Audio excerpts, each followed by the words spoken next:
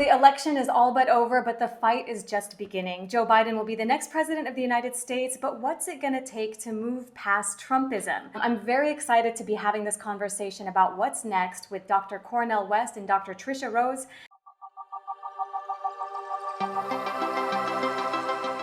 So many people have breathed a sigh of relief with this election because they feel that with Trump gone, we can return to some semblance of decency and normalcy. But Dr. West, can you break down why that normalcy is actually dangerous to aspire to and how it helped facilitate Trumpism? Absolutely, because you see, the neoliberal conditions were the very things that helped cause the neo-fascist Trumpism. And so the idea of thinking that somehow with Trump gone, we can go back to normal, when those very normal conditions constituted the precondition, the prerequisite for the neo-fascist backlash. And what I mean by that is, if you don't come to terms with Wall Street greed, with poverty, 140 million fellow citizens living in or near poverty, if you don't come to terms with the Pentagon militarism, with 53 cents for every dollar going to the military, and then the vicious policies in Latin America, AFRICOM in Africa, the vicious Israeli occupation vis-a-vis our precious Palestinians, the presence in Asia, then you're not going to be able to fight back the next wave of fascism, the next wave of Trumpism. Yeah.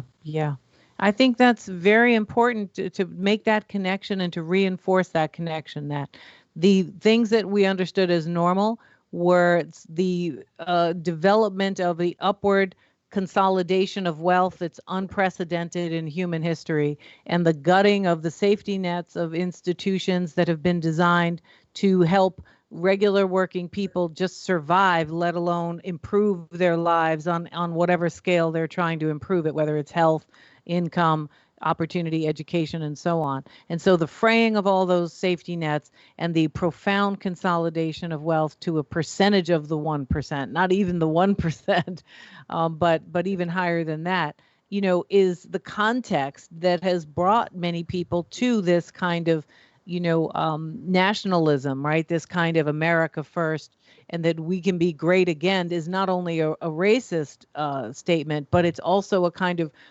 potentially an aim to restore America to a time when there was more abundant opportunity. There's a critique of that upward consolidation of wealth as part of that fascist agenda, right? And that I think is where the neoliberal context needs to be fought, not sort of responded to as a relief, like, oh, let's go back to where we were. I just want to comment or take note of the fact that Donald Trump still got more than 71 million people to vote for him. So can we actually look at this election and say that, Biden's victory is a repudiation of Donald Trump's racism, his ineptitude, and his disastrous policies of the last 4 years? I don't think that it was a repudiation at all. 58% of white male citizens voted for neo-fascist gangster. 53% of white female citizens voted for neo-fascist gangster.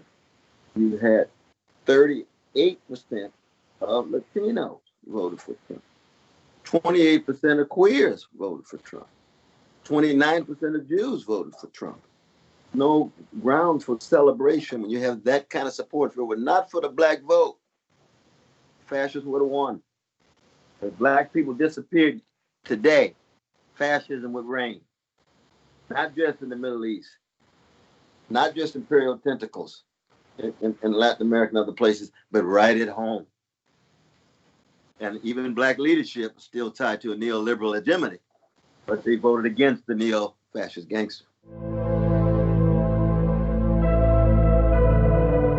There has been some critique of an increase among Black males voting for Trump too. Number one, do you think it's fair to even focus on that? Or should we be instead really interrogating why, the statistics that Dr. West just said, an overwhelming majority of white people voted for Donald Trump? That's a good question. So what was in the end result, Cornel, of what percentage of Black male voters went for Trump? Was it 8% or something? It looks like it was about 12. 12. 12%. So, it's still the lowest of all the other groups by far of people who you would have expected to not vote for Trump. And I think it's worth talking about from the vantage point of the gap between black men and black women, right? Because that's a really important gender gap in voting, because I think it was for black women well above 98%, right? So you're looking at almost 100% of women, and then 12% of black men not voting. So you're 89 or 88 to almost 100. That's a big gap about gender.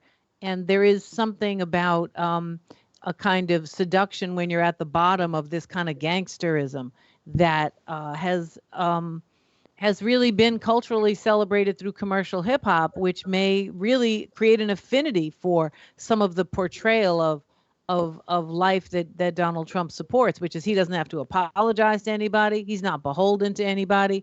He can do things at will without expressing any vulnerability of any kind, even when his life was in jeopardy with the COVID. And so I think it's worth asking that question, but it's definitely not worth asking that question in a general context when every other group was so much more responsible for supporting Trump. So I'm more interested in that question within black voting communities.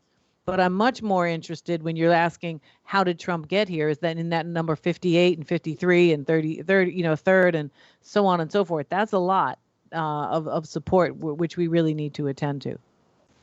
Well, Dr. West, why do you think he saw increased support among some groups of color? Well, there's always been conservatism among all communities, no matter what color. The toxic masculinity, the identification of a Superman or maleness with a winner that dominates and engages in conquest of women, cuts very deep in every culture that we know, including black culture. And so in that sense, we just got to fight the patriarchy, got to fight the sexism, and you got to fight that toxic masculinity that you see in black culture or any other culture in that regard.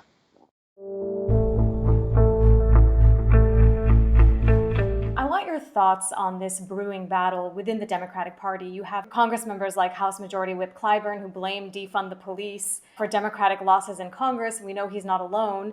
And then you have progressive lawmakers pushing back and presenting strong evidence as to how progressive policies do not, in fact, hurt candidates. AOC told the New York Times recently, every single candidate that co-sponsored Medicare for All in a swing district kept their seats. And we've heard her deliver a very searing critique of the Democratic Party. How hopeful are you that the Democratic Party might be convinced to see the value in embracing progressive policies that we've seen to be popular?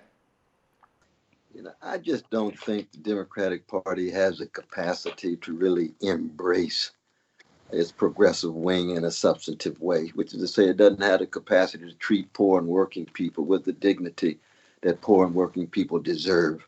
The Democratic Party is run by its establishment, is deeply shaped by its donors, is tied to Wall Street, is tied to war profiteers linked to Pentagon militarism. And it's every 4 years you get some lip service to certain progressive issues. But when it comes down to it, the core of the Democratic Party is a corporate, Wall Street-centered, Pentagon-friendly party. And so the AOCs and others, and we've had her on our show with the Tightrope, and we've had wonderful dialogue with her in this regard. But they're on the fringes. They're on the fringes, and I just don't think that their voices will ever be central. Clyburn's voice is central, right? Gets over $1 million from big pharmaceutical companies, so he's not going to be for Medicare for all, even though we know in his own district, you got poor black people and others who need Medicare for all. He's not going for that. See, so all this talk about racial identity, now, if he doesn't have, if you don't have integrity, if you don't have deep solidarity, it's not going to go too far. The same would be true for black women in the Democratic Party. They can celebrate all they want in terms of being black women who gain access to the class and imperial hierarchy. Where's their solidarity with Palestinian women who are catching hell, who are occupied, dominated? That's solidarity. That's integrity. So if you're just talking about identity in terms of little narrow neoliberal politics, it's empty in the end. given that, what fight do you think progressives should be waging from now until Inauguration Day? Those three taboo issues: Wall Street greed, Pentagon militarism, mass incarceration tied to poverty. If you're not hitting those three issues, you just dog pedaling on the surface. You just tap dancing on the surface. You're not getting to the substance in terms of the kinds of change, the issues that affect the masses of poor people, the masses of working people. And that militarism includes struggles against occupations, Israeli occupation, Kashmir, and so forth. It includes making sure that corporate policies in Latin America aren't the only lens through which you view the plight of brothers and sisters in Latin America, dealing with AFRICON and the extension of the military units in Africa. You know, when you say Wall Street greed, it isn't just, you know, banks and financial institutions trying to make money, but that they have turned what should be safe sources of investment for people into financial instruments. We're talking about a predatory kind of expansion of financial environments.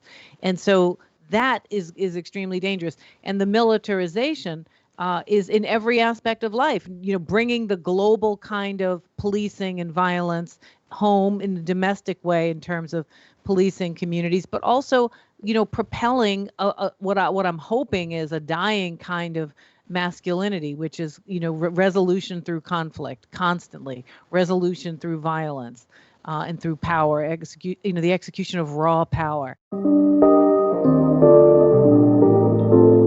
You know, we have a very young audience that leans progressive, that often is looking for actionable things, like what can they do now? So we know Joe Biden is elected. What are the steps they should be taking to, you know, put into motion all these things you both have said? I'm convinced that the Biden-Harris presidency could very well be a third Obama presidency.